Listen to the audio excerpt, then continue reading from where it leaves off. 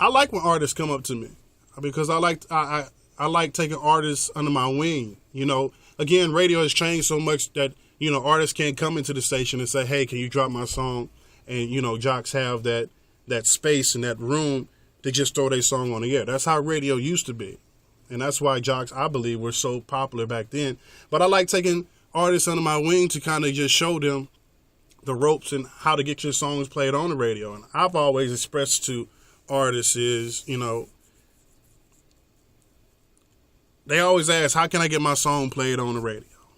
And I always tell artists, if the streets is talking about you, radio will hear about you. And I always use this one particular group, local group, as an example, The Fam, with Jay Creel and Pyro and HBL Smooth and Ski. I didn't know nothing about them, but I kept hearing their fan base talk about them, and I kept hearing music pop up.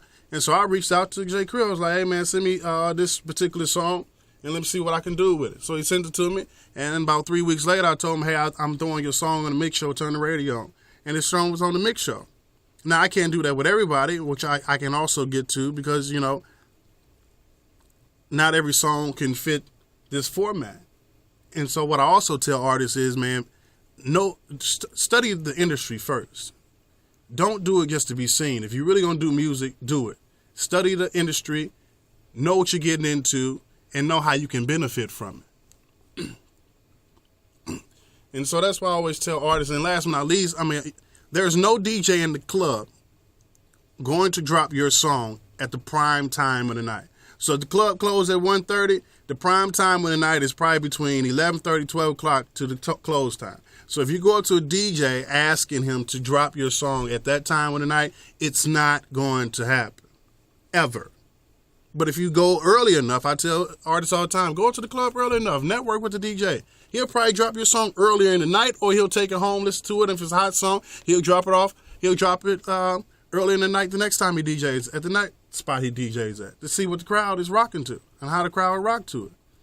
And more than likely, get your music into a club DJ's hand, because if you get into a club DJ's hand, more than likely that club DJ is DJing or has his own mix show at one of the local radio stations. You see where I'm getting with this? So I love when artists come up to me, man, because I get an opportunity to sit down and talk to them and you know, kind of direct them. Some of them will never get it because they can't take constructive criticism. Sometimes you just have to tell folks, your song is terrible. It's just what it is. I don't want somebody to tell me if I'm terrible so I can get better. And I just no, it's not gonna, the quality, the sound, your lyrics, and some people can't take that. The same way you go apply for a job, it's the same way you need to come up to these DJs and these music directors and programming directors and say, hey, man, how can I get my song played on here? Can you check this song out for me? Here's my email. Let me know what you think. But you just can't hand a regular CD with your finger sticking through it and hand it to a DJ or a music director or a programming director and expect your song to get played, or a flash drive. It just don't work like that. You need some type of presentation with your music. So that's how I always preach to artists, man. That's how you get your song played on the airways. And if your song is hot, it's going to make it to the radio. Trust me. But I always say network with an actual DJ, because radio, once again, has changed so much. Radio is really the last resort. All radio is doing is getting your song out to a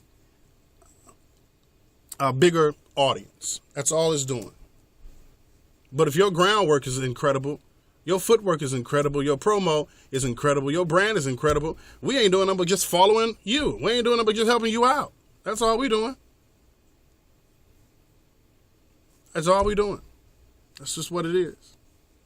Well, I can't get my song played on Top 40 station because you're not going to hear 2 Chainz on a country station or a Gucci on a country station. Just like you're not going to hear Luke Bryan or George Strait on an urban station. Not going to happen. That's why I say, as an artist, do your homework. If you come to me asking me to play your song on a top 40 station that you know is more of an urban type fit song that's all hip hop, that further lets me know that you did not do your homework on genres of music. So that's what it is. My honest to God opinion, boring. I mean, because you got two different diaries. You got a regular diary and you got a PPM diary. And PPM markets, you know, they want you to get in out of your breaks quick.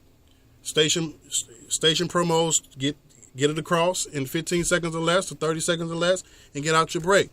Or get your entertainment news in, and there's really not that much interaction going on in radio, period. When I listen to a lot of people's shows, I don't hear a lot of jocks talking to listeners anymore. Now, here at our station, we do it all the time. That's what we thrive off of, is talking to our listeners.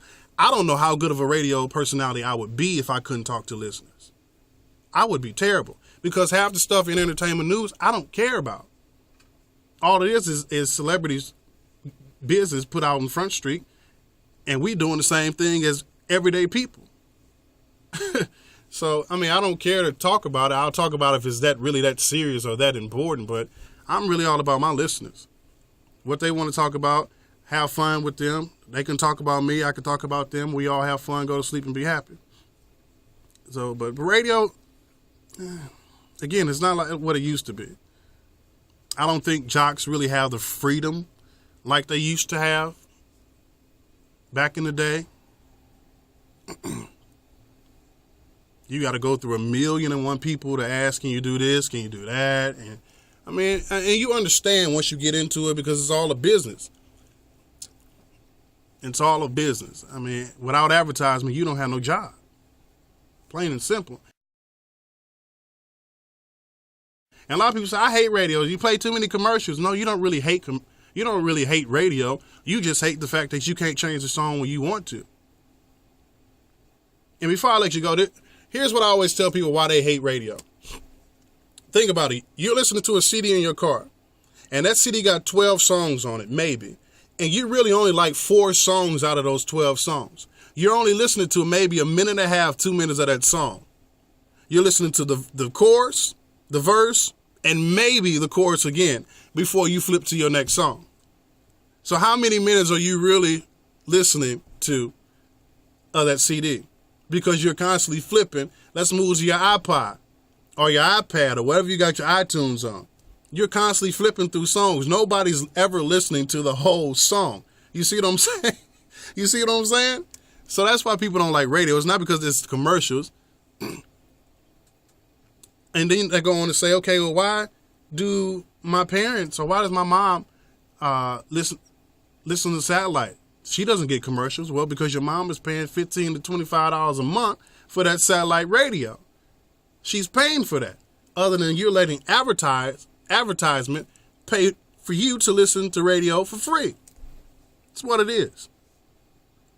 That's all it is. You just don't have the power to change the song and do what you want with the music.